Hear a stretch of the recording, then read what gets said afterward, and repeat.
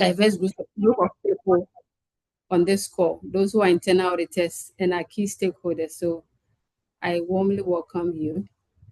And as we know, internal audit has been a strategic advisor all these years, and we don't expect anything less within this year 2026. And a key anchor to building this credential as trusted advisor is effective communication and then stakeholder management. So it is no surprise that our 2024 standard has a dedicated standard for managing this effective communication. That will be the standard 11.1, where we are building relationships and communicating with stakeholders. And within the standard, effective communication requires building relationships. We are building trust, and we are enabling the stakeholders to benefit from the result of our work. Even though internal audit sits at the top and has a bird's eye view of everything that happens within the organization, we cannot provide an impactful report without interacting with the people who are engaged in the day-to-day activities of the organization we work with. Yes, sometimes we tout the independence card at any point in time to say that I want to be far away so that my independence is not compromised. So how do you juggle building trust and building relationships without compromising your independence? That will be our topic for this afternoon conversation. And to do us that honor, we have a very rounded facilitator who has been an internal auditor and now part of the process. So he has experienced the two aspects of the coin, and we are in for a good ride. I know Sena very well, and I believe he brings a lot of experience to bear. And I can't wait to dive into what he has to share with us.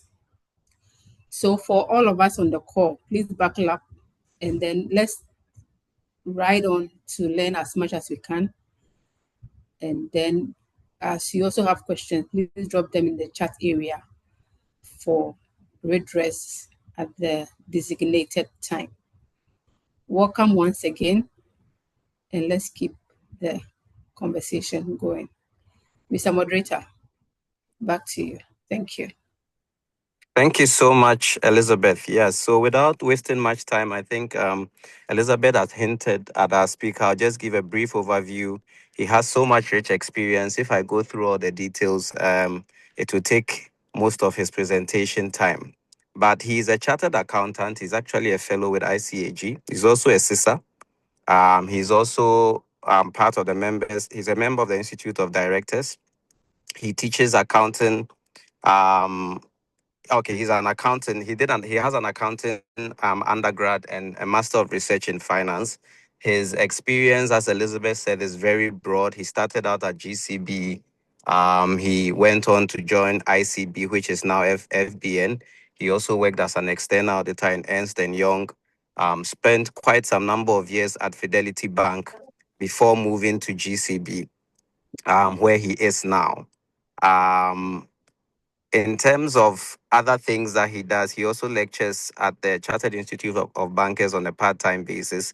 And he's actually a council member on their governing board and also chairs their finance committee. So as Elizabeth mentioned, you see he has a lot of experience. Joined Fidelity in 2013, did so much there.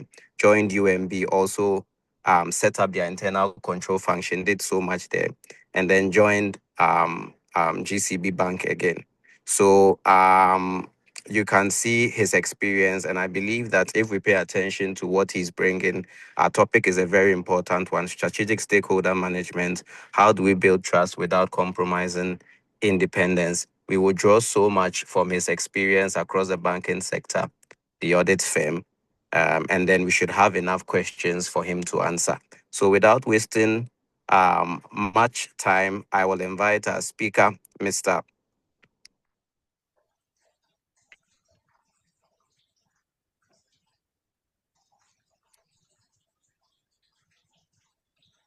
Thank you. Hello, To join us. Yes. Thank you. Please, can you Mr. hear me? Moderator, we didn't get the name. Mr. The name Sena we didn't. Kamagate. Mr. Sena. I Kamagate. hope I got the surname right. Sena Kamagate or Kamagati. Um, please, if you can unmute. I don't know if everyone can hear me and if he can hear Yes, me as yes. well. The Sena Kamagati. He can Kamagati, now thank hear you you for that clearly. Yes. correction. All Mr. right. Sena, we are happy to have you. Over to you. Thank you. Yeah, thank you very much, Samuel, for the introduction. And let me confirm if you can hear me loud and clear. Yes, sir. I can hear you loud and clear. Okay, okay. So before I start, let me just make a few corrections. So I used to be on the governing council of the Chartered Institute of Bankers. I finished serving my term, and I'm no longer a council member. I'm a free man as far as the governance process of the Chartered Institute of Bankers is concerned. Aside that, every other thing you have mentioned looks like me. And so that's the correction I want to make. Let me share my slide. I put together a few things I want us to go through. As I do this, let me thank the Institute for accepting a non-auditor to share some nuggets with colleagues on the call, and to also say that I miss my days as an auditor, because as an auditor, the things that preoccupied my mind are totally different from what I am going through now. Now, every now and then, I have to think about how Mr. the Sena, please let me confirm from the rest of the participants. I can hear you very loud and clear, but I've got a few comments that your volume is a bit It's low. too faint. It's Yes, too very, faint. very. Yeah, it's true. Too The faint. voice is a bit Yeah, faint. voice is very faint. Okay, thank Thank you. Let's Is it not let's your get him gadget? to work on that and let's see. Thank you so much okay. for the feedback. I don't know. I don't know the reason my voice is faint, Then it could be your and so microphone. If you are using Bluetooth, I don't know if it's possible to speak no, directly into the laptop. I'm not using. I'm actually not using Bluetooth. I am speaking Okay. directly into the laptop. But please The confirm sound is very low. if it's better. Participants, I can hear him loud and clear. So if you can confirm, please. In fact, same here. I can also It's the hear him same. loud and clear. Same Yeah. here, please.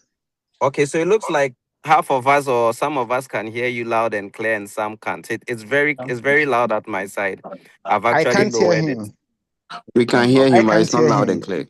Okay, Okay, so so in order that we don't spend time discussing those who can hear and those who cannot hear, I would ask that you allow me to proceed. I know the institute would share Hello, sir. We the are not. recorded. I'm not hearing very well. I don't know The whether you're institute would talking because share the voice is not clear. the recorded version. yes, please. Samuel, Thank you. can you Yes. can you Yes. can So you please, promise, yeah, participants that the recorded version will be shared so they can be at ease? yes, it will be made available, I believe, via YouTube. We'll communicate that at the end. So please go ahead. Those of you who can hear, please feel free to drop off and try joining again because some of us can hear him loud. And we'll share the presentation so you can always watch it again so we don't hold him up. Thank you so much. Thank you. Mr. Sena, please go ahead. Thank you very much, Samuel, once again. So it's always refreshing joining um, colleague auditors to share insights with all of you. I've enjoyed my days as an auditor, but as destiny would have it, now I am a sales executive, and I'm also enjoying that aspect of my career. And this is what you get if you are an auditor. As an auditor, you are trained to be able to fit in every position that you are given to. I tell my colleague auditors that auditors are very um, um, um, well placed in terms of their ability to grow in their professional careers. But that very much depends on the kind of auditor you are. And today I'll be sharing with you some nuggets of how you can convert yourself to a strategic um, advisor rather than focusing a lot more on the assurance bit of our work. Indeed, if you really want to provide assurance to your stakeholders, then you should necessarily be a strategic advisor. Now what we have to discuss today is strategic stakeholder management, building trust without compromising independence. These are very, very heavy words that have been put together.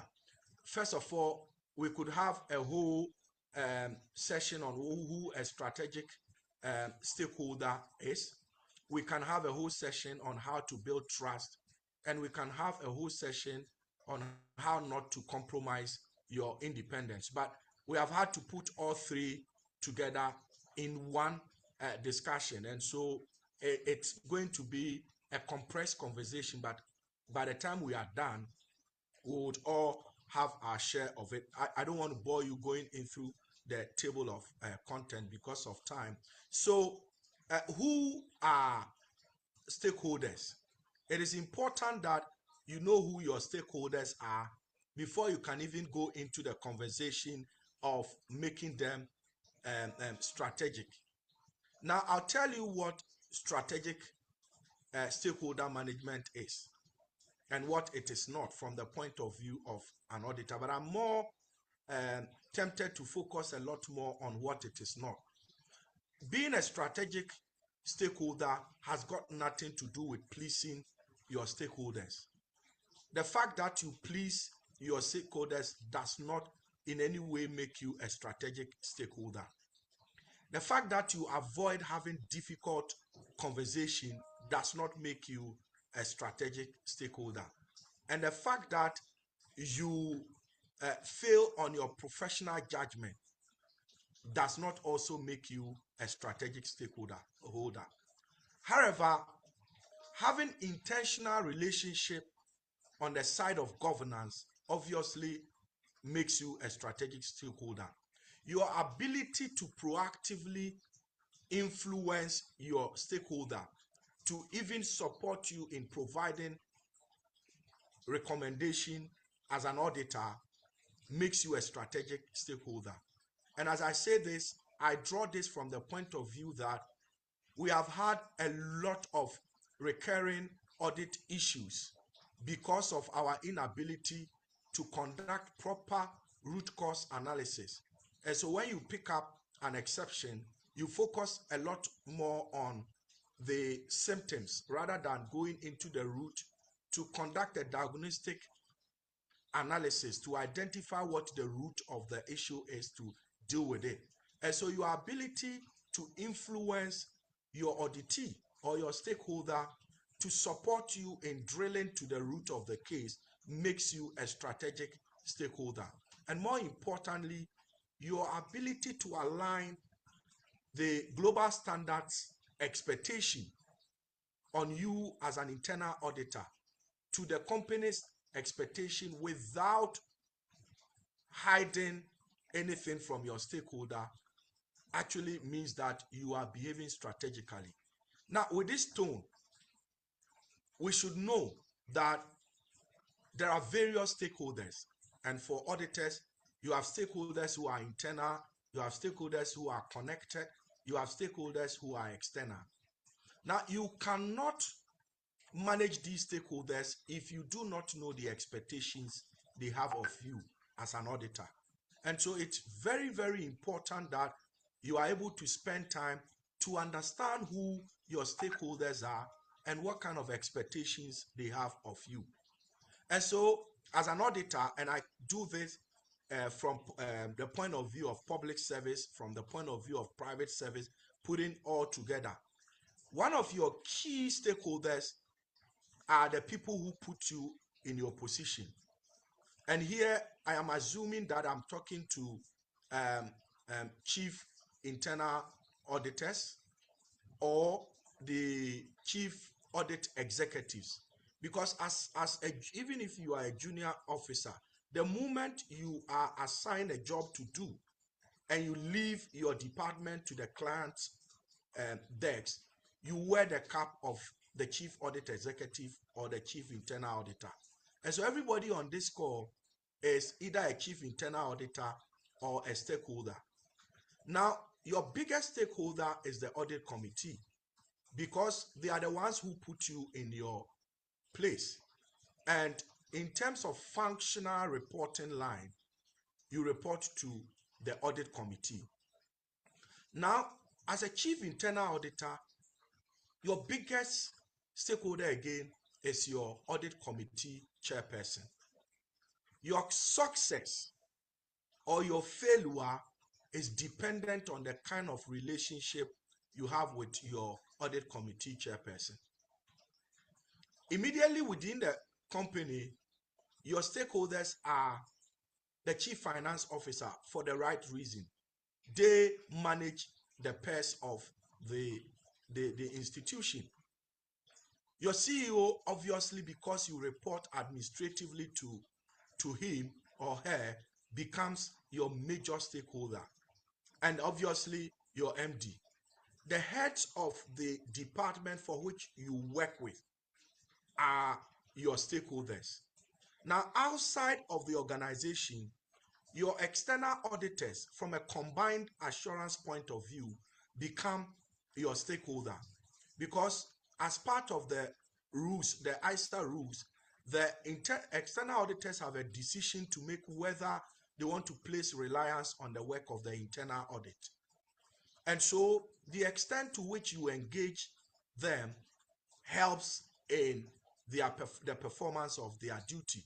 In some jurisdictions, where you have activist investor groups, you find that these investor groups could schedule to have a conversation with the chief internal auditor just to get an inside view of how the organization is running.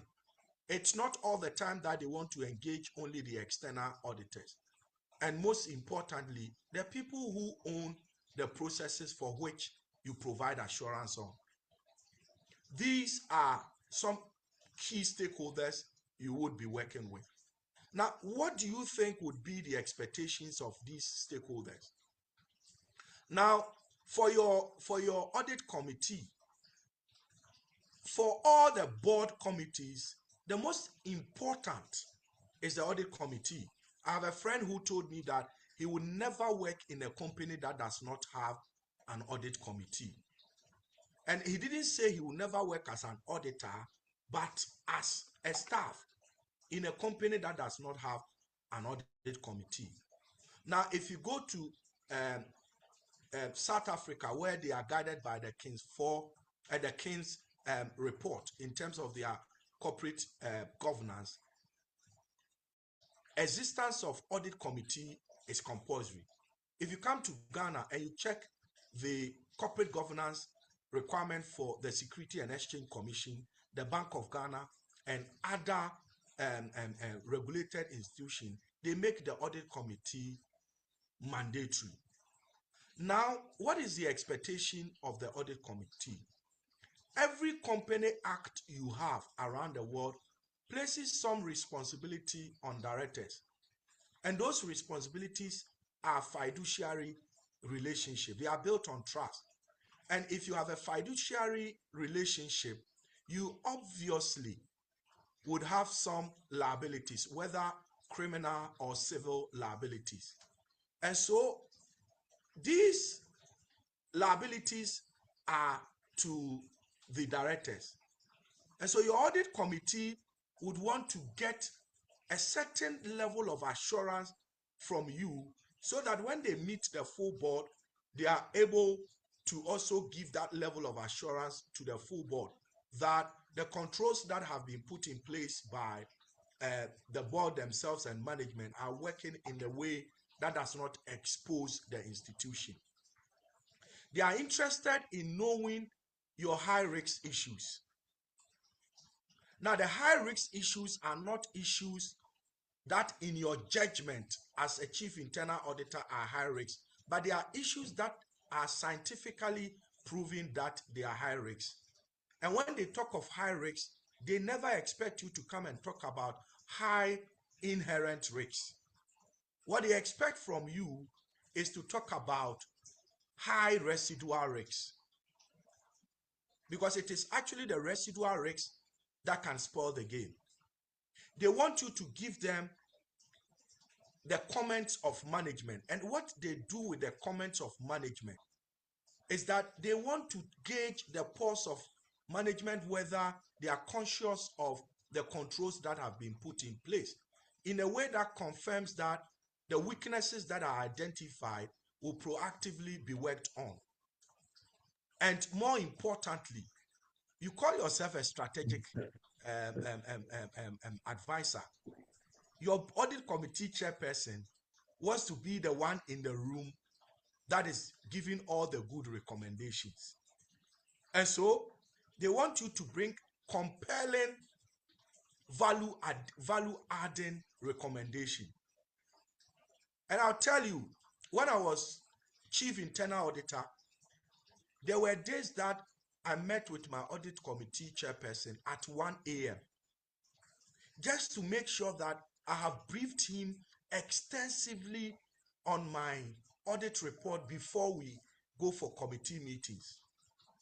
And then you proactively guide him on the areas that he should concentrate a lot more. Because you know that all over the world, there is no audit committee meeting that goes beyond 2 hours. Board members don't have that luxury of time. And so if the size of your audit committee report is like the Bible or the Quran, then you know that you are not meeting the expectation of your stakeholders. That is the audit committee. In terms of the executive suite or the C-suite, what they also expect from you is high risk issues, your top findings, the feedback or the response you have from the process owners, and then what value you are adding. In this VUCA world we are in, everything you do is about value. And so if you cannot point in the report you are sharing the value you are providing, then obviously you haven't done anything. Your external auditors would want to understand the coverage of your audit plan and the key issues you have identified. If you have done any work around regulatory compliance, they are happy, they want to know. But for your process owners, the people you interacted all the time, the biggest thing they expect from you is for you to give them hearing. They want you to demonstrate your understanding of the processes you are going to audit so they can work with you to add value. The 2026 internal auditor is not the internal auditor that has the tallest list of exceptions. It's not the internal auditor that has the biggest audit report. It is the internal auditor that adds value to what the company is seeking to do. And so these are some stakeholders I have identified for you. And this is their expectation. The question now is, I know most of you have completed your audit plans. Have you identified these expectations, or did you incorporate these expectations? Beginning of the year when you were conducting your strategy, your risk assessment, and putting together your audit plan, did you proactively engage these stakeholders to get a sense of what they are expecting from you? If the answer is no, then I can assure you your audit plan is not ready yet. Now, my favorite quote when it comes to stakeholder engagement, and it's from Mandela. May God have mercy on him. He says, if you talk to a man in a language he understands, that goes to his head. if you however talk to him in his language, that goes to his heart. And so, from an audit point of view, talking to your stakeholder is in his language is to explain to that stakeholder how that exception, if not resolved, will hurt him or her. Every human being needs psychological safety. And I mean, many centuries, decades ago, Abraham Maslow proved this, that every human being needs psychological safety. And so if you are raising issues and you are explaining to them how those issues, for instance, can let them lose their job, it will touch their heart. If you give them the assurance that you are coming in to help that client meet their target and not fall on the wrong side of the organization's processes, they would find time for you.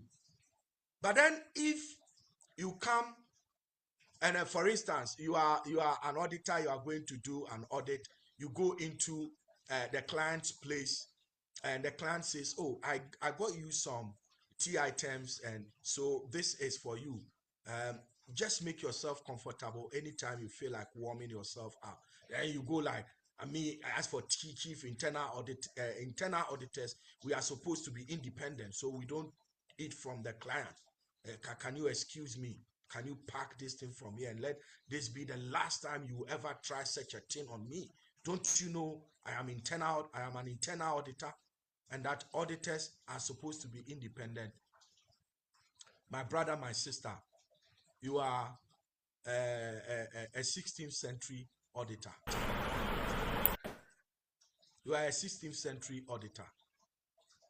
You can't add value with that position. Now, the biggest thing is knowing your stakeholder, what is their reporting needs? Because after every audit, the last process is to wrap up and report the audit. And so what is the content that you are going to give to the stakeholder? The process owner, the person you audited, the auditee, needs everything about the audit you have done. You don't have to go and hide anything. You issue your information request after the audit. If you find exceptions, push the exceptions to them. Don't wait till you complete the audit before you give them your observation. Push it as and when you pick them up, engage them proactively, understand what the issues are. I mean, it should be engaging. It should be engaging. And I tell people that there is no point in frowning your face to show anger when you can actually be angry in your head. And so open up the issues with them. Discuss all the issues. Let them know the implications of the issues. Very, very important. If you hide anything from the auditee, the standard will tell you that you are not being professional and you are not playing by the global standards, as Lizzie referenced. Lizzie mentioned that because you have transformed to the global standards, every auditor is supposed to communicate and have the ability to influence the thinking patterns of their stakeholders. So that remains a very important concept in internal audit. Even though when the global standards came out, I was no longer an auditor, Lizzie has made me understand that that is the expectation of the standard. Now, your stakeholder, as to whether somebody is a strategic stakeholder or not, depends on two major important things. Does the person have influence over the internal audit function? If the person has influence over the internal audit function, then that person is your stakeholder. If the work you are doing has an impact on that person, then the person is your stakeholder. So that's how you identify your stakeholder, whether the person has an influence over you. So for instance, your CEO, your MD has an influence over you. Your audit committee chairperson has an influence over you. Will your work impact on that party? If it is yes, then the person is your stakeholder. And so you have to score your stakeholders. And this is very, very important. The fact that your auditee is your stakeholder doesn't mean that reports that are meant for the audit committee will be shared with them. And so if the person has high influence and high impact on you, you have to prioritize the person. And the engagement should be deliberate and calculated. If the person is of high influence but has low impact, then you need to manage the expectations on them. If the person or the stakeholder has low influence, but the report of your audit could have high impact, you need to educate those persons and inform them of what they need to correct. But of course, you do not have to treat all stakeholders the same. However, you need to find a way of fairly engaging all your stakeholders. Because mind you, you don't have all the time in the world as an auditor. So proactively engaging your stakeholders and allotting a time that is required is very, very important. And that is why, for instance, you go to a client place to do an audit and you can spend about 5 days with the client. But for some clients, you can spend 1 day. So you need to prioritize your stakeholder levels. But the stakeholder matrix is very, very important. And this matrix would help you identify the kind of effort you should put in the relationship with these stakeholders. Very, very important. Now we have identified our stakeholder. Trust. Trust is a very big word. And maybe is a favorite word of our mothers. You know, our mothers, when they are approaching us, they approach us from their heart. And so that is why if your mother catches you and she's beating you, you can feel the impact of the beating. Because your mother, when you do something wrong, feels hurt. She feels it's a breach of trust and all that. Breach of trust has never resulted in any good. So for instance, when the legal folks are using fiduciary, that's trust. When they use fiduciary, it is trust. Now, what do stakeholders call trust? And mind you, that trust is not your definition of trust. Trust is actually a currency. And you know, anything that is a currency is earned. So you need to earn that trust as an auditor. It is not a position. The fact that you are the chief internal auditor does not automatically bestow on you the trust of everybody. So you need to be consistent. You need to be consistent in the way you do your things. If today it is B It should not be C because it is your friend from Kumasi High School. You should go with something in hand. I don't know how many of you would take your wives to a gynecologist who is not certified. And so the person must have the competence. You cannot give what you don't have. So before you win the trust, you must demonstrate that you are competent, you are fit and proper to be the chief internal auditor. Well, as for courage, if you are not courageous, maybe audit is not a place you should work in.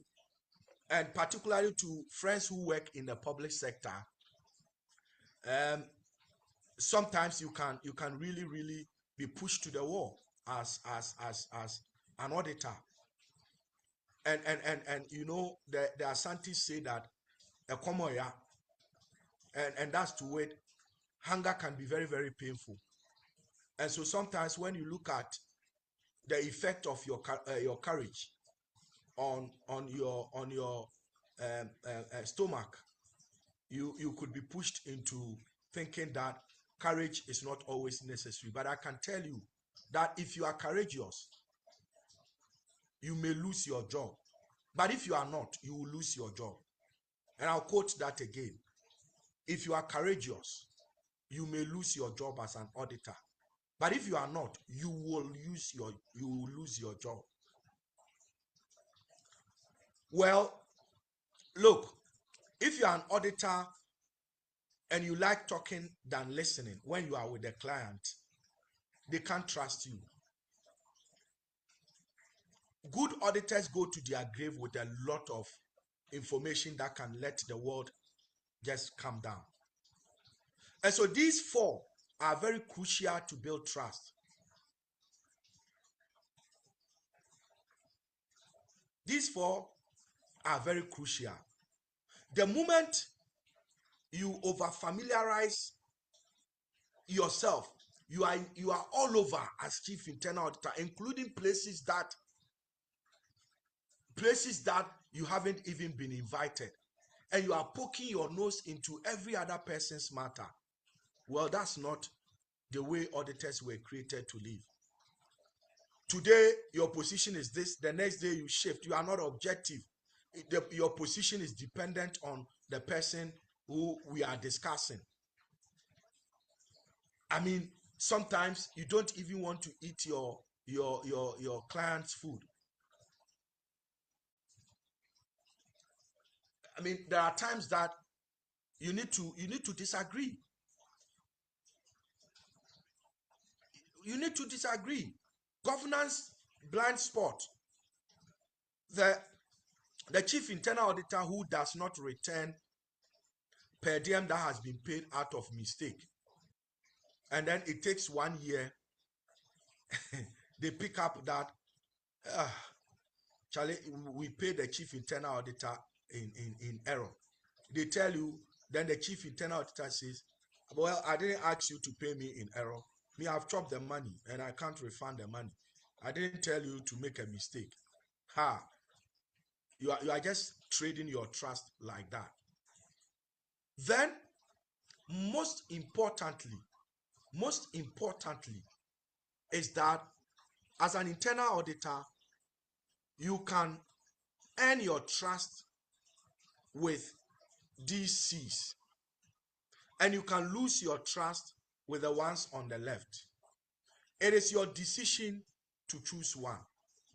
And so if you want your stakeholders to trust you, go to the room with value. Go to the room with value. Now,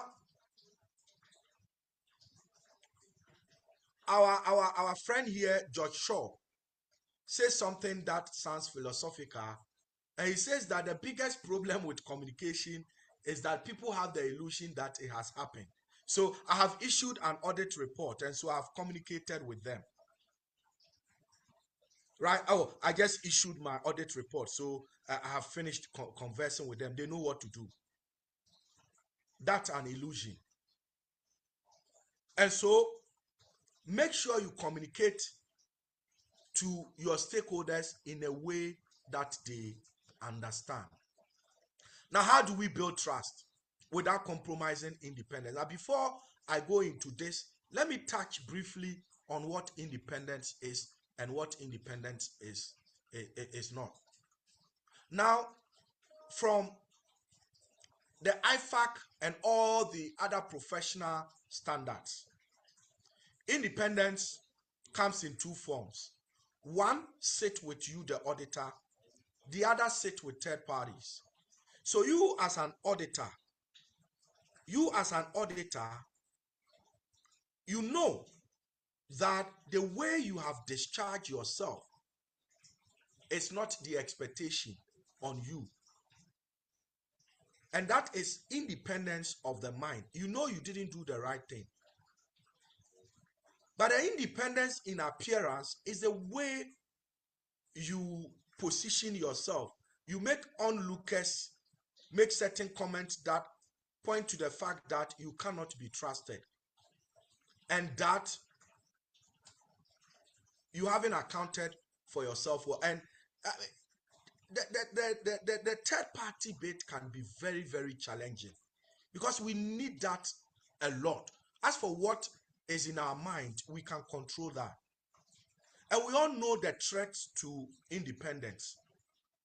And let me say that as I talk about the threats to independence, I don't know if in the last 2 years, you auditors have changed something. But as far as I know, familiarity can be a major threat. Self-interest can be a major threat. Self-review can be a major threat. Advocacy can be a major threat. And I don't know if intimacy or intimidation can also be a major threat. Have these ones in mind. Have these ones in mind. If you want to build trust without compromising on your independence, you should have the ability to communicate clearly. Today, how many of you have seen that if you go to Facebook or any of the social media, from prompts that you get a lot more prompts that are promising you that they have trainings on communication, because that's what is changing the world now. Communication, and you must be concise. You don't go round. You are writing an audit report and you are struggling hard to make the issue an exception. We know that your benchmarks or your guide for audit exception could be internal, it could be external, and it could be from standards. It could be from standards. Now you have picked up an issue. There is no criteria for that issue. It's not a breach of internal process. It's not a breach of regulatory process. And there is no standard in the world that confirms that is a breach. But you write and your criteria is like one page. There is no way you can build trust. You are not transparent in the way you do things. People don't even know your audit methodology as an internal auditor. People don't know your audit methodology. When you are planning your audit, you don't engage stakeholders. There's something we call internal audit conference. As part of your planning processes, you need to meet with all your stakeholders, take their expectation, and then build that trust. And I'll tell you, I was in a company, in one of the companies I worked. I went to meet with the CEO somewhere in November and said that I've started planning for the coming year's audit, but I need to hear from you the things that keep you awake. Immediately, what the CEO told me was that I was singing into his ears. And I asked, why that? He said he's never heard that kind of a thing, that an internal auditor engaging him to find out where his sleepless nights would come from. So it means that even your stakeholders have a certain expectation that they want you to engage them. Look, if you know your independence could be threatened, just disclose and stay off. But if you disclose and you are not allowed to stay off, make sure you do a professional job. Because sometimes even disclosing and staying off can connote weakness.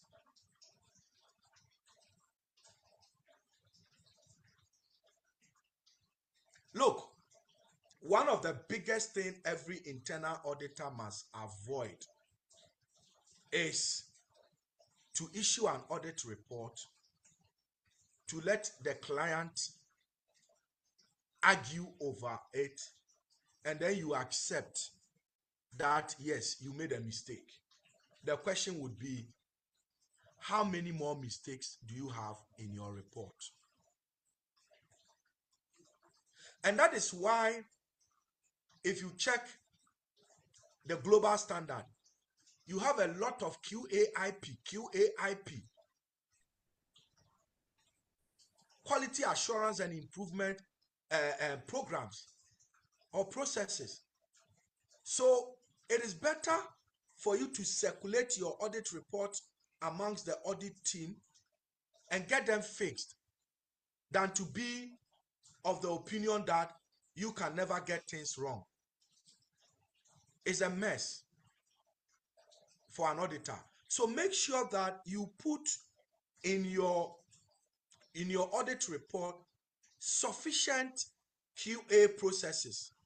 So the team lead completes the report.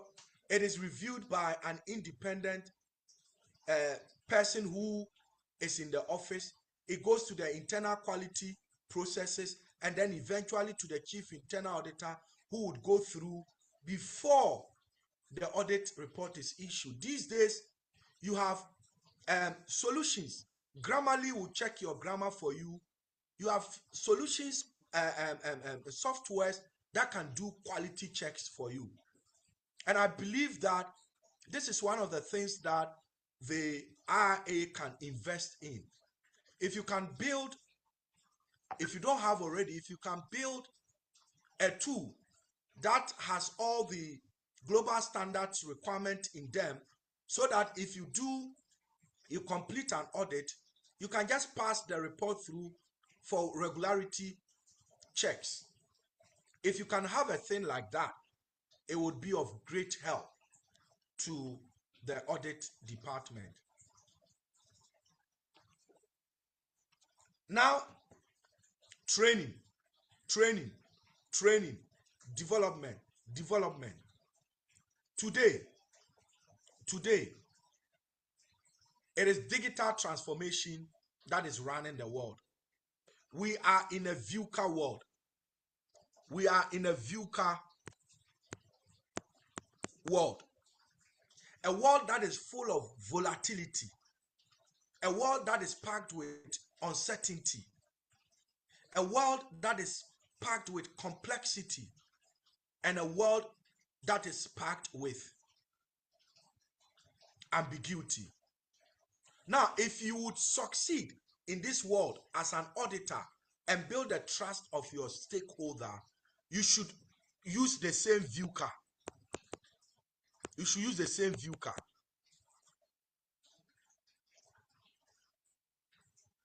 Very, very important. Very, very important. You should have the vision. You should be able to identify horizon risks. Horizon risks. And deal with them. You should have the clarity. You should be agile. You should be agile. Now, if you work in a company that has transformed. For instance, let's say you are an auditor in a bank. Banks are automating all their processes. And as an auditor, you still want to go with your green pen and audit millions of big data. Do you think your stakeholders will trust you? They will not even invite you into the conversation because you cannot use your green pen to automate to audit electronic transactions. And so you need to have the skill of how to deal with big data and its analytics. Solution, there are tools all over. Teammate, ACL, a lot of them. A lot of them. So as auditors, you have to reinvent yourself. Today, if you are an internal auditor and you don't have a CISA background, well, I don't know the kind of internal auditor you are likely going to be, because there's a lot more on information and systems audit than normal audit. And so you should have knowledge of that area. And so this is very, very crucial, to say the least. And as we have been saying, your reporting must be clear. Remember that trust is a very expensive commodity. You do not earn it without making an investment. And so if you are clear, if you are transparent, if you engage your stakeholders proactively, if you build quality into your work, if you train yourself, what would happen is that your stakeholders will now begin the processes, ideation and creation processes with you. And that is why audit becomes a strategic advisor. They use you as an internal consultant. So if they are launching a new product, they are happy to invite you to conduct value-adding reviews, agreed upon processes around risk consideration. And when they come to you, you research and advise them. And as you advise them, you let them know what your boundaries are. If they come back to you tomorrow for some level of assurance and you don't have the expertise, you should be honest enough to tell them that in this area, I don't have the expertise. Can we look at getting a consultant to come do this work with us so that we can learn and be able to give you this support next year? That is what auditors call co-sourcing arrangement. You can explore those ones. And this would not in any way mean that you are not on top of your job. Now, I'll tell you this, and this is my personal position. This is my personal position. Anytime you are faced with a dilemma, go to the institute. Because you are a member of IIA, you pay subscription. It is this IIA that has put this program together, this webinar together. They have done this not because they have a lot of money to spend, but because they know that their members need some support. And so every now and then, you would have some real-life audit dilemmas. Let's reword that finding. Well, if you reword the finding and retain the risk definition, that shouldn't be a problem. But if you are going to reword the finding and materially change the risks, as an auditor, don't do this. The moment you start doing it, other departments will hear of it and they would also impress upon you to reward their finding. If you don't do it, because you attended Kwabuke with the head of research, you were happy to reward theirs. Well, how about us? The moment you start doing that, you are gradually losing out on your trust. But if you tell them that, yes, I am not writing an English essay, but what I'm doing is describing the risks. So if you can help me with rewording that still retains the risk exposure, I am happy. This is not the right time to report. So for instance, your friend is about getting promoted. You have an audit report to issue, and that audit report is full of lapses. You say, oh, if I release this audit report, my friend may lose his or her job. So let me keep it and pick it later. We will fix it. Don't report it. Well, as an auditor, the requirement on you is that your observations must be reported. However, if they fix it, it shouldn't be too difficult for you to say, we observed this, we worked with the client, and then we put in this fix. And so the client has fixed, the risks no longer exist, but we are keeping it in the report for purposes of sharing these lessons so that you can socialize. There's nothing wrong with it. The goal are you are being too straight. What kind of auditor are you? You don't even smile. You see, you'll be hearing all these things. But when you hear these things, please, you are a professional. Refer to what the standard says about this and use that opportunity to educate your client on your standards. What is the agreed methodology? Refer to your methodology. You have your audit manual.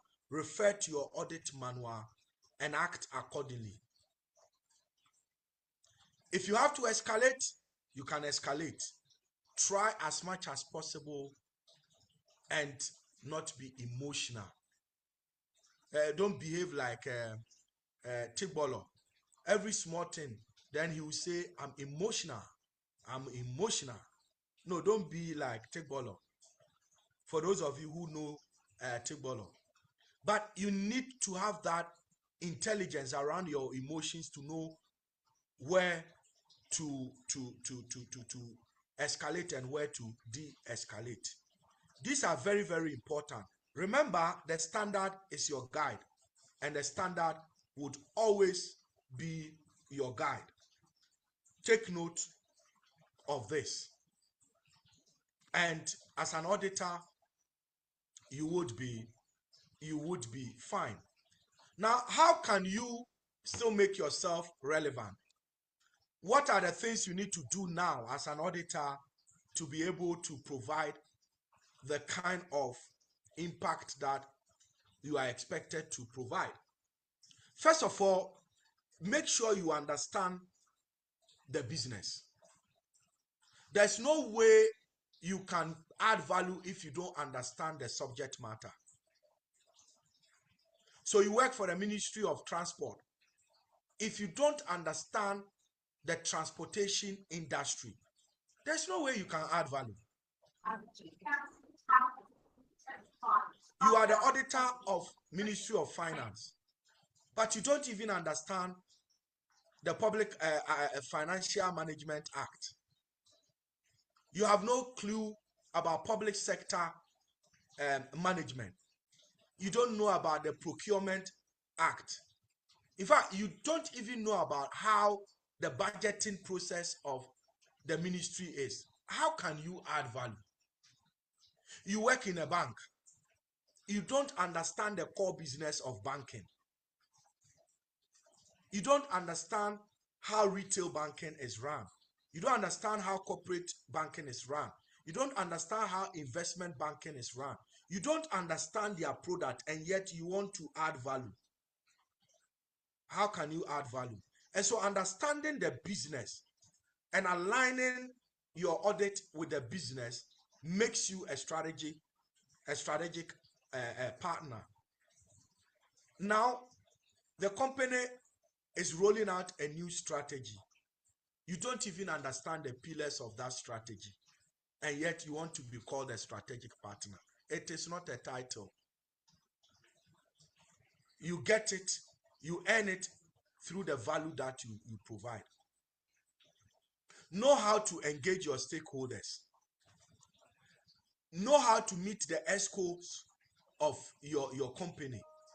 If you can institute a monthly management interaction session where you are presenting to them on emerging risks on the horizon, the thematic audit observations that you have made, you can definitely add value. Know how to leverage on data analytics. Data has a way of silencing everybody. If you are talking too much, people may not understand you. But if you give them a visual of the story, they understand it better. Let your recommendations be insightful. Let your recommendations be value adding. Bring out the risks you are seeking to help them manage. And you should have business acumen. As you talk risks, connect them to business. As you talk risks, connect them to how it will cost the company.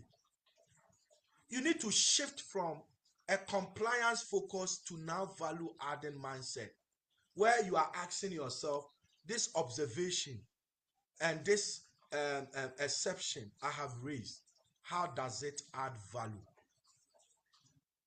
If it cannot add value, then think twice about it. So it is important that you build relationships intentionally, protect your objectivity with all the energy you have in you, speak with courage and consistency. Remember that internal audit does not exist to make stakeholders comfortable. It exists to make governance effective. And so you should strike a balance between risks, control, business, stakeholder management, and be fine. It takes business knowledge, strategic management, strategic insight, business acumen for internal auditors to transition to the next world. And if my story is anything to give you hope, it is that I transitioned from a chief internal auditor to an executive in business. And not just an ordinary executive in business, I transformed the business that I took over.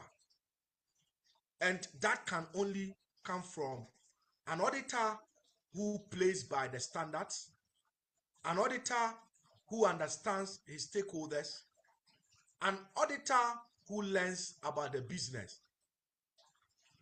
Colleague auditors, our world has changed. You should be able to transform from being an auditor to the CEO of any company. And that you can only get if you are reminded of the requirements that are placed on you by the global standard. And that requirement is for you to learn to be a strategic advisor. Thank you very much for your time. I would end here and give it back to the MC. But to those who would ask questions, I beg you, just consider my age and ask very, very easy questions. Thank you. Thank you so much. What an insightful and deep presentation. Thank you so much. Yes, we'll quickly go into the Q&A session. He said some very insightful things, insightful stuff. Trust is earned through behavior, not position. If you are courageous, you may lose your job. But if you are not, you will lose your job. Then he talked about consistency, competence, courage, and confidentiality, and so on. The floor is open for questions. I'll start with the ones that have already been put in the chat box. Please continue to give your virtual clap. We appreciate the presentation. And then please put your questions in the chat box. I'll answer them at some point. We may also allow some verbal questions as well. Mr. Sena, there's a question here I missed. I don't know if you will get it, but someone says, Jemima says, please, did you say Shida background? Can you please reiterate that again? I'm not sure what part of the presentation you may have mentioned. What background? I didn't hear the... Shida, Shisha. I don't know if the person didn't hear clearly, or you may have mentioned something like that. Is it beta? I'm not sure. So Jemima. Sisa. Oh, Sisa. Sisa. Oh, okay. The person wrote Shisha. So Sisa, yes. Please go ahead. Yes. Jemima, yeah, I mentioned that because see, organizations are transforming into automation and digital deliveries. And so, for instance, let me give you an example. Let's say you've been working in a bank for 20 years as an auditor. 20 years ago, some banks were even not networked. Today, almost every bank has a mobile app and then a USSD platform. These two delivery channels don't use any paper.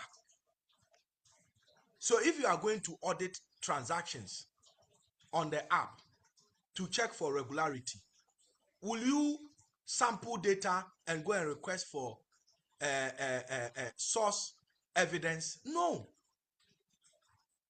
And so CISA has become like the minimum requirement if you want to be the 2026 auditor. And so I encourage all of you to go and write CISA. And forget about all the people who are telling you that CISA is difficult. It is not difficult. Let me tell you how I wrote CISA. I saw some guys holding some book and I asked them, what is this book? They say it's CISA book. I said, go and make a photocopy for me. So I got the book. In December during the holidays, I spent time to read it. In January, I went to write and I passed. That's how cheap passing CISA is. And me, I am an average student. So imagine those of you who are sharks. You will just kill it in 1 month. You get it. So I encourage all of you to pick up that course. Thank you. Thank you. An average student, that's debatable, but we'll talk about that one later. So thank you for that. So it's Certified Information Systems Auditor. Of course, this is IIA Ghana representing IIA Global. And so we always encourage you, your primary certification to show competence is your CIA certification. And of course, you don't get the CIA and say, I've ended, they have arrived. So one of the other key crucial ones you can get is what Mr. Sena has shared with us. It is CISA, Certified Information Systems Auditor. Mark Aziz, thank you for adding that. And Sena, thank you so much for the response. Yusuf says that please kindly explain what you mean by internal audit is a governance partner and not a governance risk?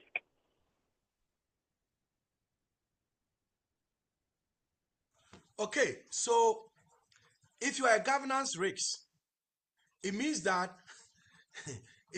you pick up the issues as an auditor. That's your work to do. But you say, oh, this guy is my friend, so this issue I can park it. Immediately you become a governance risk because you have been placed there as an independent function to provide assurance. You pick up an exception and you say, oh, this guy, me and him, we attended Kwabutre, so I won't raise it, but find a way of fixing it. It never appears anywhere. You immediately becomes a governance risk. Thank you. Thank you so much. I hope you got that. The next one says that, okay, it's also on, it says, Kwame Eugene says, please, you made mention of the fact that as a modern day internal auditor, we need to strive to attain a CISA certification. My question is, what if as an auditor I decide to obtain a CIA certification, but not CISA? Are there huge differences between these two certifications? I think I've touched on this, but I'll allow Sena to add on to that as the presenter for the day. Thank you. And so the truth of the matter is that CIA is the highest certification you can get as an auditor. And in CIA, there are models that take you through digital auditing. And I'll tell you that when I was learning for the CISA, there were some very useful materials on IIA that I used. If you're an auditor and you spend more than 1 week without going into the IIA knowledge book on their website, you are cheating yourself. And so, look, the IIA highest certification is CIA, and they even have models, sub models on digital and it related knowledge. You can take that, and you can also do CISA, right? You can also do CISA. And when you are doing these ones, let me tell you, it is not for the certificate. It is for the knowledge. It is for the knowledge. So guys, you need to, if you are not a CIA, that is, if you have not written the certification paper, it means that you don't have any intentions of becoming a chief internal auditor, and that's allowable. But if you really want to become chief audit executive, I beg you, go to the institute and pick a form. Thank you. Thank you so much, Mr. Sena. So just to add on to that, the part 3 has an IT component that touches on some of the things that Mr. Sena has talked about, including evaluating IT infrastructure. And like he said, you won't also say that because I'm a chartered accountant with ICAG or ACCIA, and there are other courses that you do to also add on. So yes, please go ahead and do the CIA and make sure you have the core competence as an internal auditor, because the standards and the CIA exam prepares you and demonstrates to your stakeholders that you know what you are doing. And then you touch on CISA, and not just CISA, other certifications that are, but CISA being a very important one, as Mr. Sena has said. Thank you so much for that. The next question from Shadrach Sena, it says that in our part of the world, most internal auditors are not adequately resourced and strategically positioned to provide the needed advice, insight, and foresight. How do we handle this? Samuel, can you kindly take that again? I heard insight and foresight. Yes, in our part of the world, most internal auditors are not adequately resourced and strategically positioned to provide the needed advice, insight, and foresight. How do we handle this? Okay, so I'll tell you something, and if you went through the presentation, there were very insightful comments. Look, this world, it is how you present yourself, how you present yourself that determines the value people place on you. I don't think now, in terms of knowledge, we have our part of the world and we have somebody else's part of the world. The world is now a global village. You have no excuses. Learn. Prepare yourself to be that strategic advisor. If you are a CI, I mentioned, for instance, let's assume that you work with in the banking industry. It helps if you are a chartered banker. And I'll use myself as an example. When I was the chief internal auditor of GCB, I mean, I was also head office audit in Fidelity. I was head of internal control in UMB. I did ACI. ACI is Association Cambis International, and that is treasury management course that is run by the Financial Market Association. So before you can work in the treasury department in a bank, you have to get that certification. I sat and did that course, so I have that certification. I did chartered banking. I did CISA. I did CA. And so a lot of the time, I had some of my auditees telling me that I even know their job better than they themselves. And for me, that was why it was so easy for me to transition into business. And so, guys, today, knowledge resources are all over. So just prepare yourself. When you go to meet with your CEOs or heads of businesses, it is the kind of conversation you would have. And I like the kind of words you use. You said insight and foresight. Insight is providing content of what is happening today. Foresight is your ability to identify horizon risks and send a prompt to your stakeholders that the way I'm seeing the horizon, ABCD is likely to happen.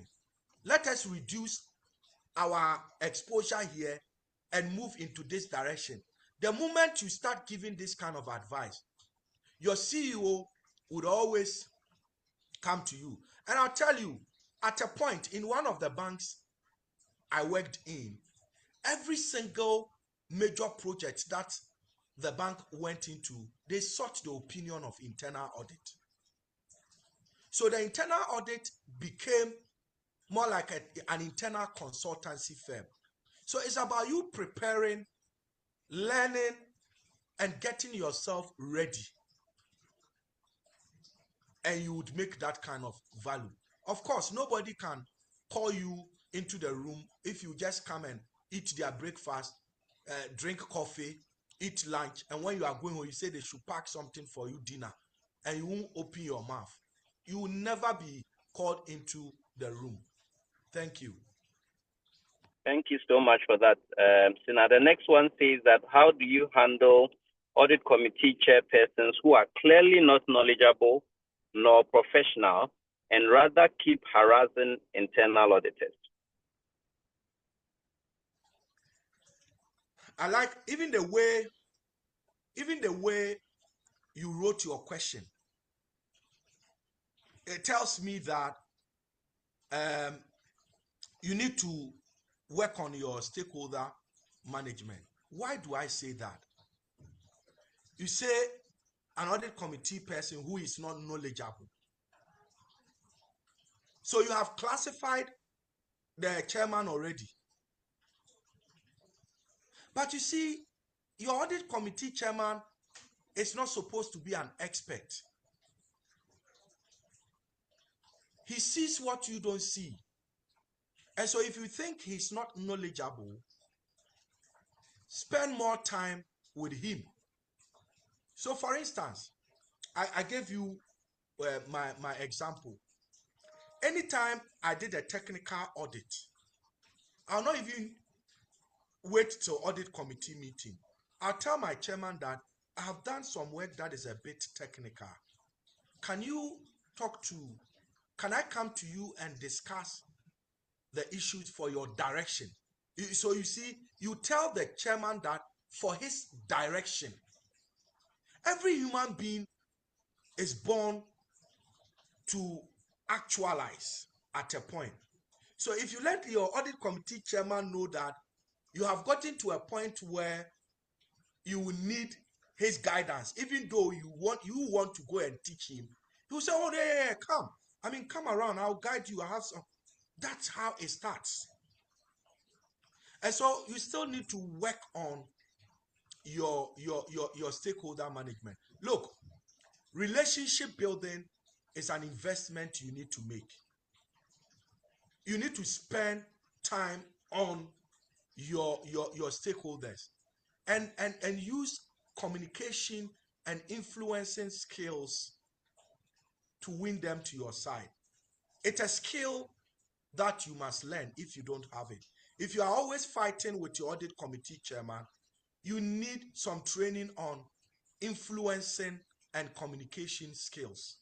Something like how to deal with a difficult audit committee chairperson. That one, if the institute wants consultancy, I can do it for the institute if I am available. But the institute will pay big money because I see that to be a problem. That's just on the side. So you need to work on that side. Right. Thank you. Thank you so much. So as I said, you are not an average student. Thank you. The next one says that, please, what if you are in an environment where your stakeholders do not appreciate internal audit? I think you may have touched on this, but let me just complete the question. And that makes it very difficult for one to be very professional in engagement. That is engagement with the client, the auditee. Just find one or two ambassadors in the organization.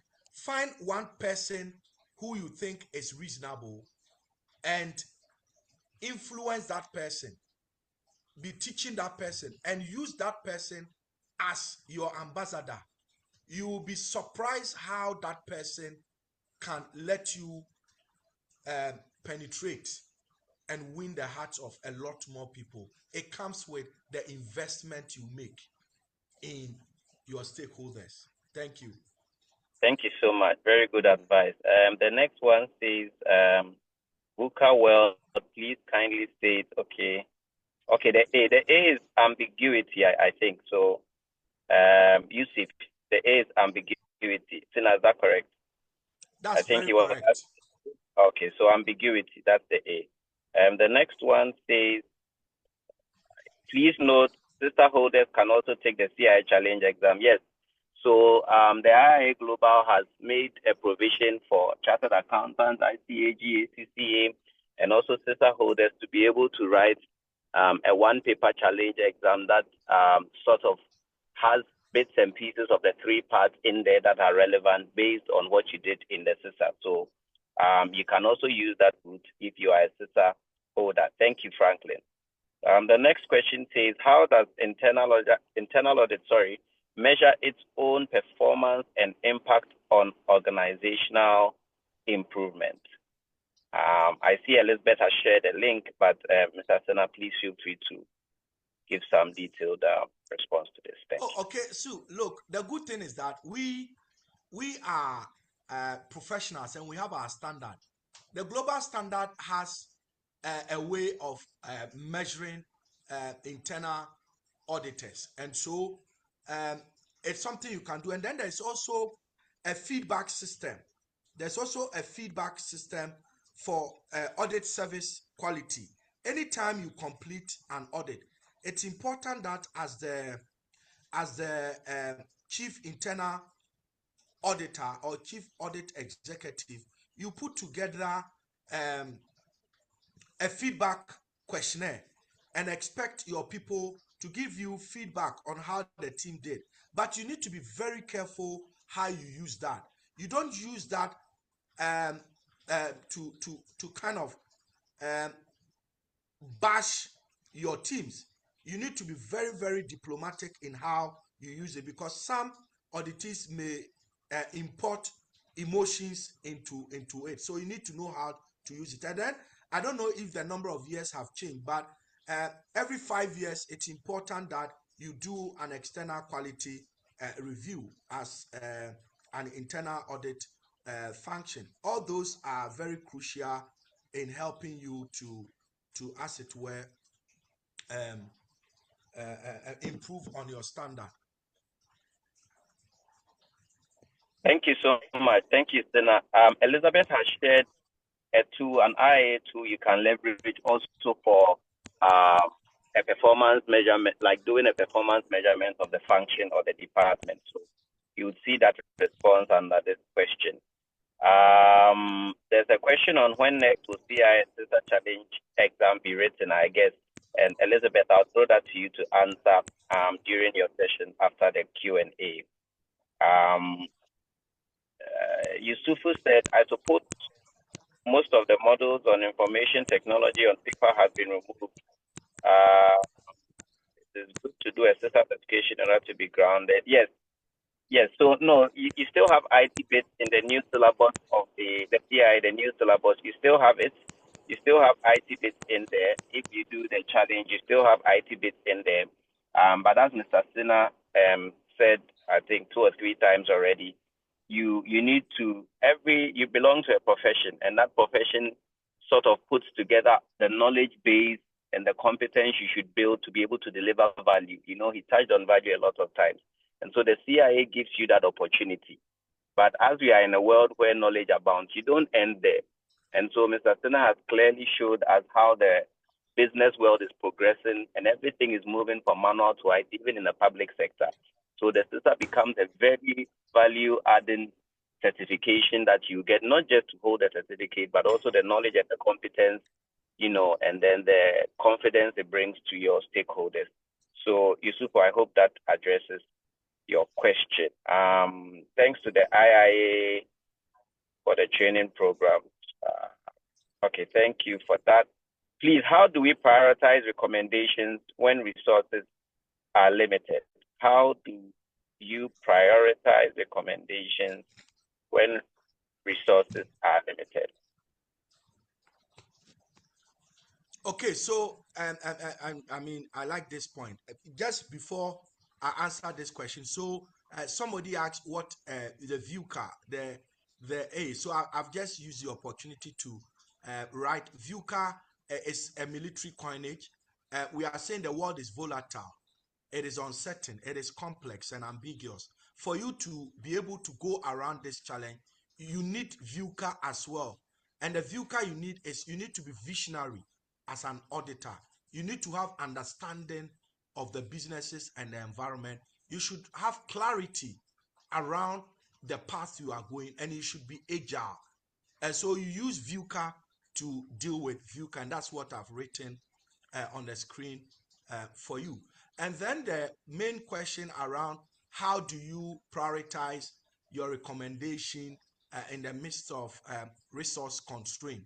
That's a very important question. But normally when you do your root cause analysis, it could be that you don't have resources. And when I say resources, I look at budget.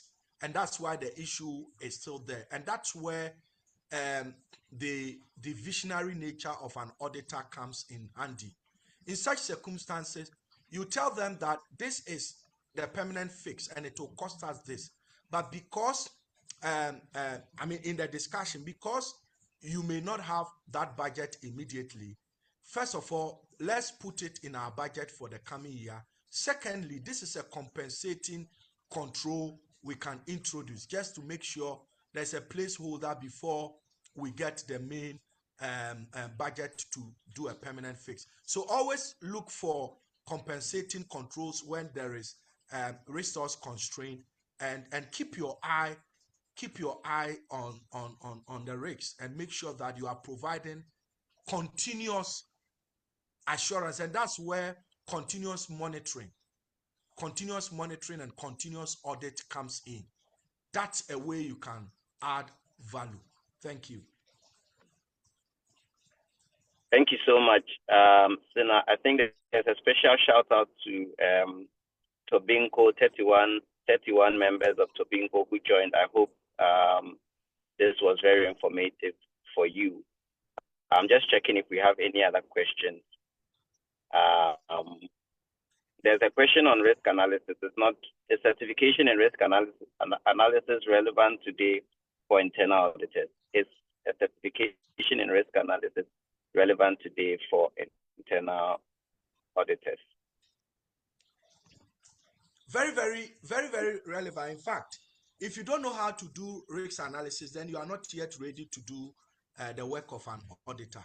Because really, it is with your risk analysis that informs the high risk impacting areas based on which you prioritize your audit, knowing that you don't have all the resources in terms of head count. So you do your resource availability in terms of time you have, then you divide that one by the number of staff you have, and that determines whether you are going to do 5 audit engagement or 4 audit engagement. And so if you cannot conduct risk analysis, then you don't have any place in audit. So it is very, very important. And me, what I tell my friends is that you have to read whatever you see, because you never know where the knowledge will take you to. So imagine if you have a troublesome auditee, and you know that troublesome auditee is a Man U fan, and then you are having discussions on Man U, and you have read about the story of Sir Alex Ferguson. You just chip into the conversation and throw in the story of Sir Alex Ferguson and how he transformed Man U up to now that every 6 months Man U would be changing their coaches and have to beg. Sometimes they have to beg Chelsea, my lovely club, for players like Mason Mount to survive. So if you throw in that conversation, you see that all of a sudden the auditee that you thought was troublesome is having a very healthy conversation with you because of Man U. But that Alex Ferguson's book you read, you ask yourself, how does that help in your audit? But it has helped you to overcome a troublesome auditee. So as an auditor, read everything you see. You may need it one day. Thank you. Thank you so much. Sena, I think we don't have any other questions in the chat box, but I see we have one hand up. Mr. Prince Odro, please feel free to unmute and ask any question you may have. We'll be handing over for announcements and closing remarks shortly. Prince, are you with us? Yeah. Yes, I'm with you. Good afternoon to you and to Mr. Sena. So my question, okay, so first I want to thank him for the wonderful presentation and the insights that he has shared with us. And also the fact that he's encouraging us to, acquire more knowledge in other fields that will help us to be trusted advisors and partners to our various institutions. But just to play a devil's advocate, I know that he has worked in various institutions and in the internal audit circles for a very long period of time. Is there any circumstance or a case that he encountered to be an internal auditor who is more knowledgeable to any of the stakeholders? And how did he handle his way around? He appeared to be more knowledgeable for them. I think maybe that would pose a problem for some of the stakeholders. And how did he handle his way around? The fact that he's encouraging us to acquire more knowledge in the field. So that's the question I am asking for him to share some experience. Thank you. Thank you so much, Prince. Thank you. Yes. Hey, Prince, is it the Prince Odro I know, or is it a different Prince Odro? Yes, sir, it's me. It's me. Ever since you became rich, I haven't seen you. Sir, I've not become rich yet, too. I'm on my way.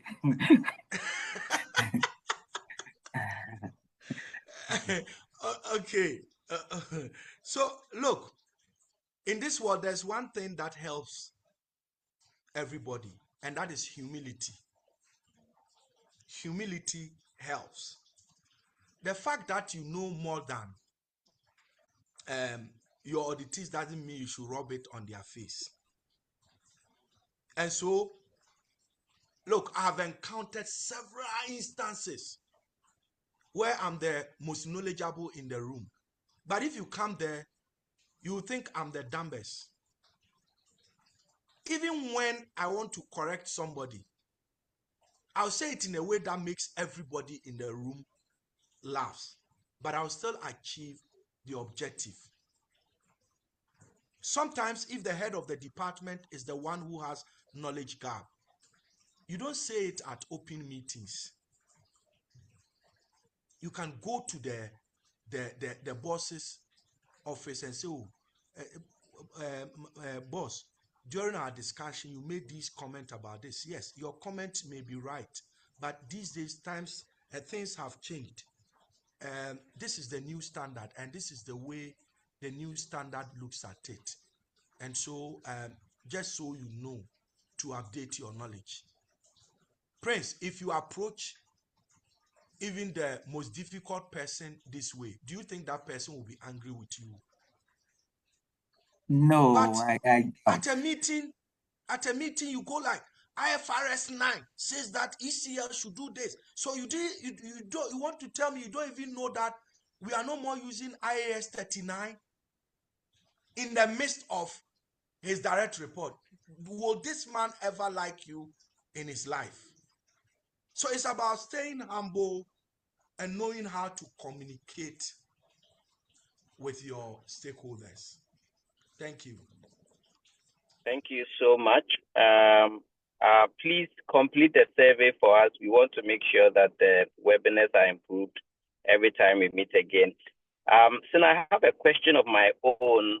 I'll go ahead with it. You talked about, when you were talking about the stakeholders, both at the audit committee and I think the head of department, you talked about adding value, and you mentioned something to the effect that your presentations to the audit committee are assumed, and then your discussions with the HODs or your presentations when you've done your report should highlight the value you are bringing.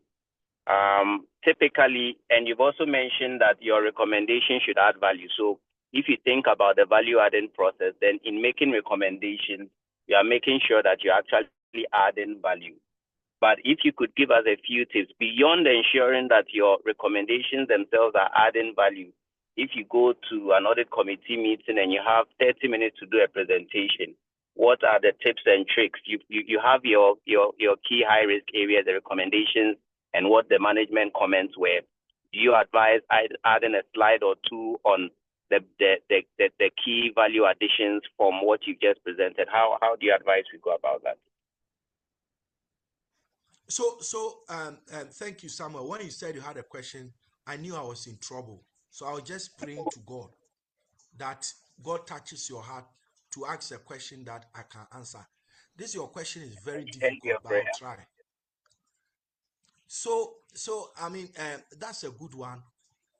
Look, Samuel, the audit, like I mentioned, the audit committee meetings would last maximum 2 hours, and you don't have all the time.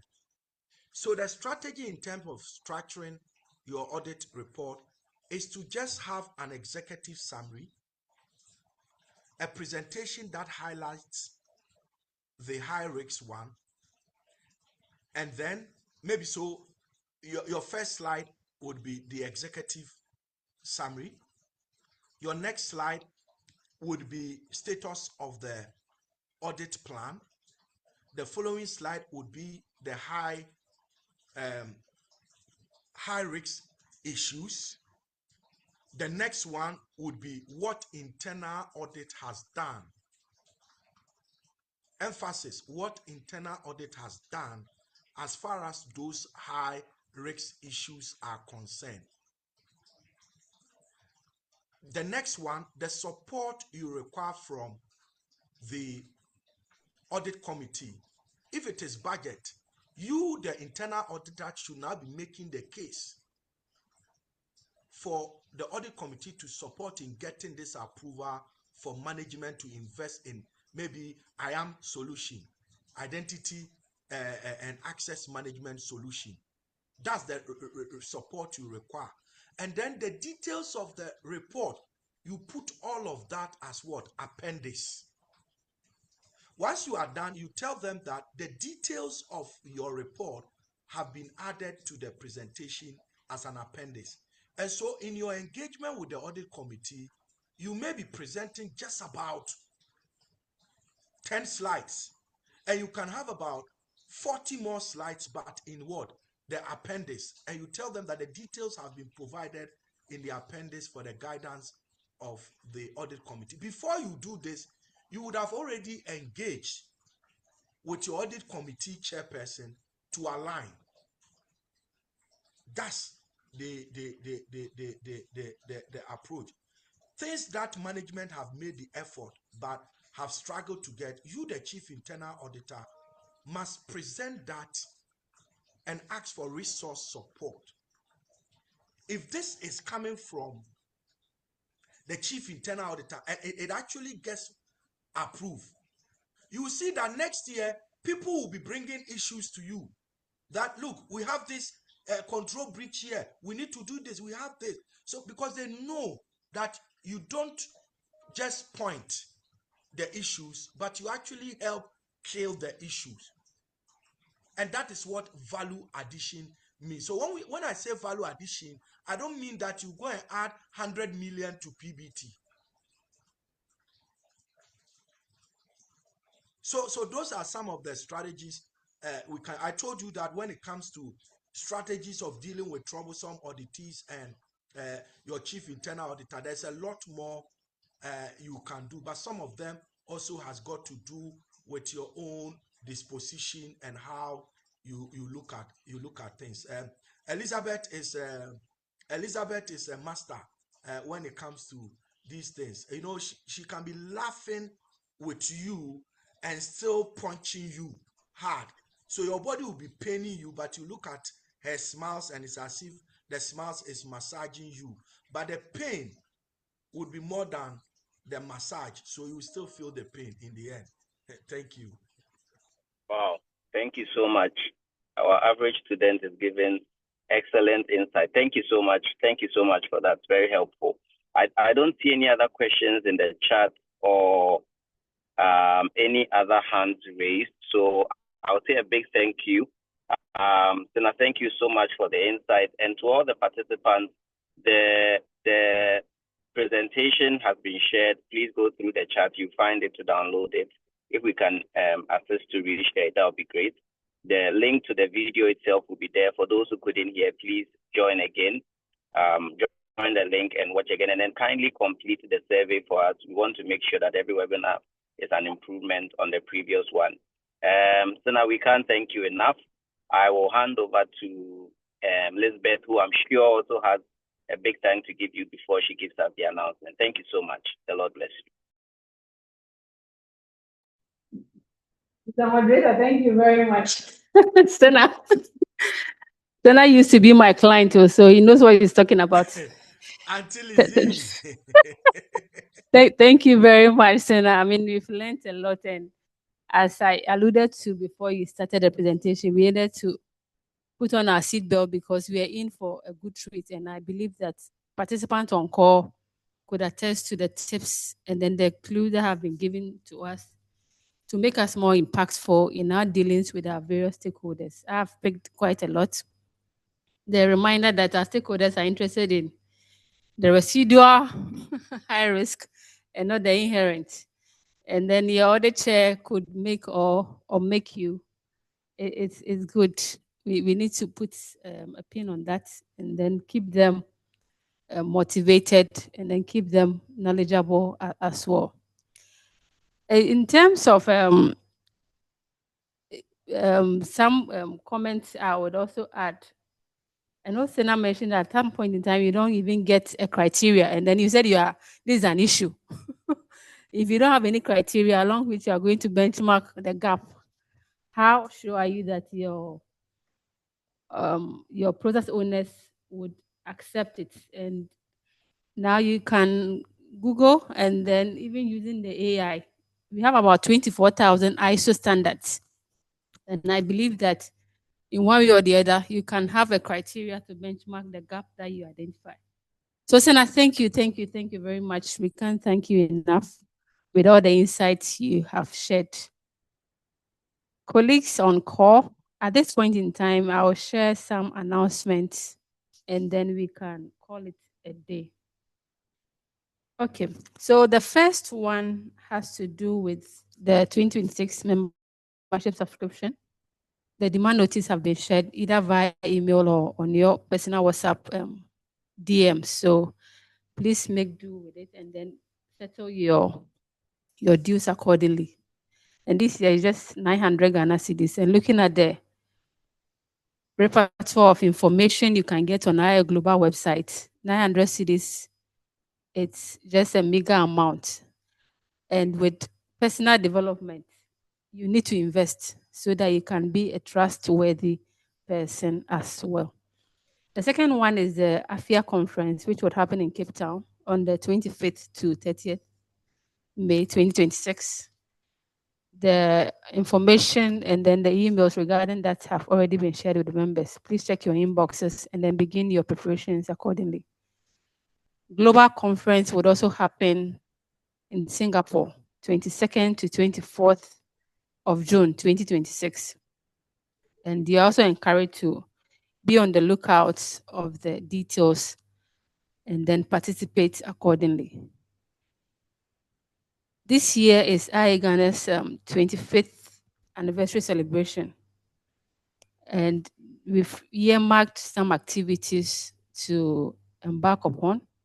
We will share the details, and then we expect that all our members and our stakeholders will be on board with us to celebrate this key milestone on the achievements we've brought to the industries we are internal auditors, and then Ghana as a whole. In terms of our annual conference as well, that would happen on in April 2026. So we will have the annual conference before we go to IIA in Cape Town as well as the Singapore one. So the details would also be shared accordingly in terms of the amount, the location, and then all the necessary details. For our training programs, we shared the Q1 trainings with all of you, and the full-blown training outline for 2026 will be shared with members next week.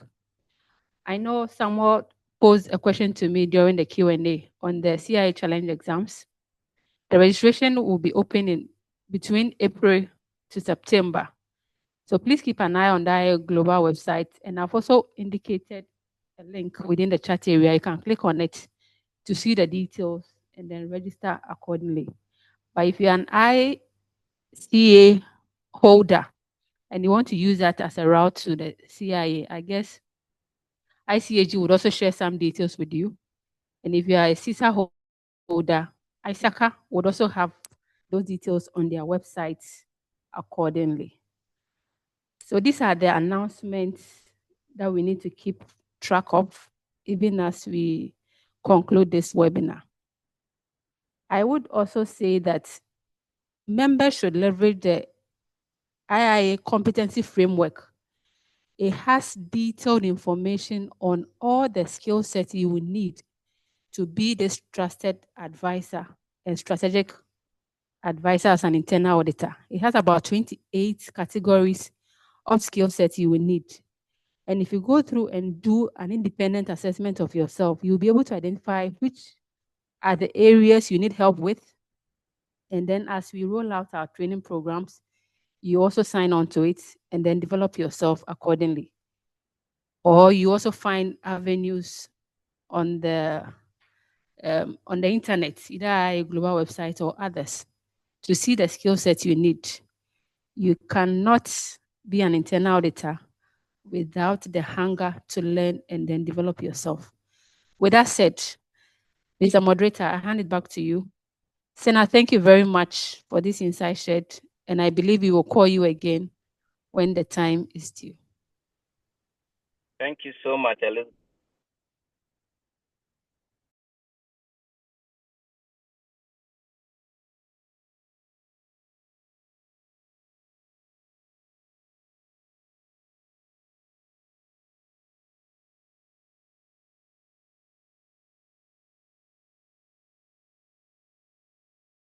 Be courageous.